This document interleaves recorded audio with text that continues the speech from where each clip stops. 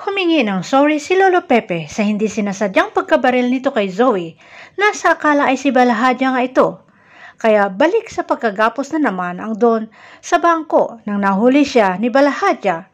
Sinubukan na naman ni Lolo Pepe na himukin si Zoe na ipagamot na ang tama ng baril sa kanyang braso at isumbong umano ang kanyang mami Moira sa mga kapulisan.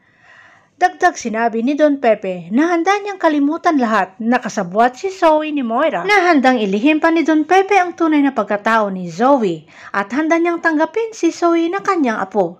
Pero bumalik ang alaala ni Zoe nang sinabi na ni mami niya Moira na itinapon na ng Don si Zoe na kanyang apo at napatunayan mismo ito ni Zoe nang sinigaw-sigawan siya palabas ng kanyang Lolo Pepe. Na galit nang nalamang alam pala ni Zoe ang tungkol sa tunay na pagkatao na hindi siya tunay na tanyag. Nanumbalik agad ang galit ni Zoe at sinabi sa kay lolo niya Pepe na hindi nito ipapahamak ang mami niya Moira at tanging kakampi niya. Doon ay parang nawala na ng pag-asa si Don Pepe na makatakas at mailigtas ang sarili para makabalik sa kanyang pamilya. Samantala, gustong tudasin ni Moira si Don Pepe, lalo nang binaril nito si Zoe.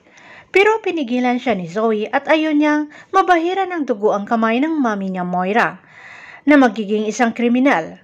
Sinabi pa ni Zoe na hayaan na lang nilang mamatay ang Don sa natural na pamamaraan, lalo na't matanda na daw ito at sugatan. Hindi na kaya makakabalik ng buhay si Don Pepe sa kanyang pamilya. Abangan na lang natin ang susunod na episode dito sa Abot Kamay na Pangarap.